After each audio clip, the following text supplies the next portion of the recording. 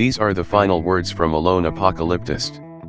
No need to heed the words as the events have already taken place.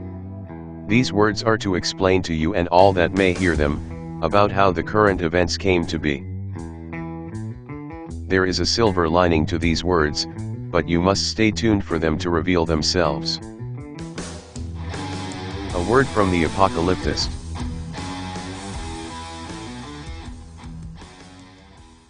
April 3, 1994.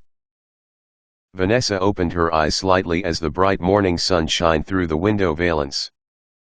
She rose out of bed and brushed her hair back out of her face just like she had for the past 26 years.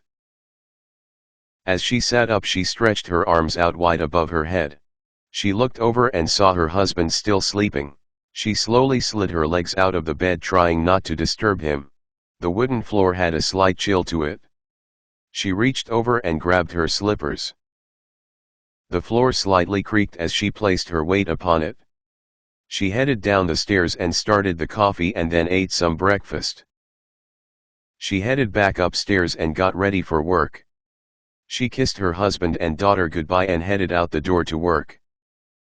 As she walked outside, the wind blew. There was a slight cool breeze in the air. She hurried to her car and got it started and flicked on the heat. Once the car warmed up, she pulled out of the driveway and started her 30-minute commute. Once she arrived at Green Tech Pharmaceuticals, she showed her ID to the guard. Vanessa pulled into the parking lot and parked the car. She grabbed her stuff and walked up to the two-story building. As she sat at her desk, she started thinking about her long, boring day as lab tech assistant, which mostly involved her running errands, filing paperwork, and cleaning up the office and lab. She finally gathered up some energy. She grabbed her lab coat and headed towards the lab. She swiped her card and the door clicked as she pushed the door open with her shoulder and walked in. The overhead lights were bright, her eyes lighting closed to adjust. She tried to look away, but the reflections off the shiny gloss white floor and off the gloss pale green wall tiles gave her no place to turn to.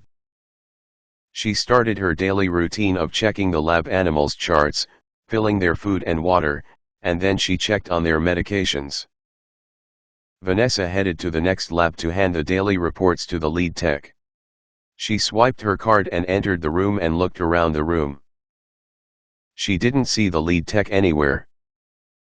Standing in one place, she started to lightly bounce up and down, trying to look over the pile of test tubes and other chemical setups, but she was still too short. She walked around the other techs and the table, and made her way to the other side of the room. Once there, she found the lead tech, handed him the paperwork as she started to walk away, and the tech spoke up. "Vanessa, could you grab all the trash from the lab and toss it down into the incinerator chute over there?" Vanessa complied and then headed back to her office to finish up the work before lunch. Vanessa has always loved animals and felt bad that they were stuck in these cages as lab experiments.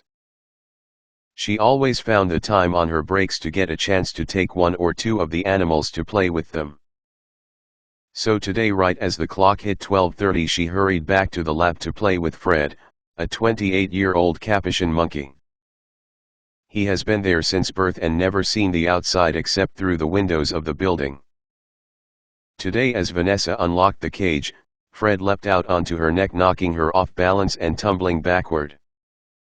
She bumped into a table that was full of chemicals and they all started rolling off the desk onto the floor. Vanessa rolled off to the side and caught herself by her hand, but Fred lost his grip and fell from her neck. Then he rolled onto the floor and chemicals. Vanessa then grabbed him up and wiped off his fur and feet and hurried to put him back in his cage. Suddenly the overhead alarm started to go off, announcing a chemical spill in Lab 2. Vanessa realized that alarm was her fault. She immediately knew what to do and she started placing wet floor signs out and started the hazmat cleanup procedures that they have drilled in her head since day one. The cleanup crew arrived and took over for Vanessa. She was escorted to the end shower room to be sanitized and monitored.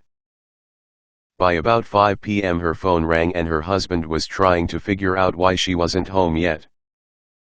At 8 p.m. they finally released her from confinement and sent her home for the day, but to call if anything happened to change her health. Once home, she ran inside and quickly explained her day to Bob, her husband. As he went to hug her, she backed away and handed him a no physical contact card for 24 hours to keep possible infection to a minimum. They both smiled as they sat down to dinner. Vanessa asked Bob how his day was. As Bob explained the long boring day at the hardware store, Vanessa munched down her food. Together they cleaned up the dinner and the dishes and headed to bed.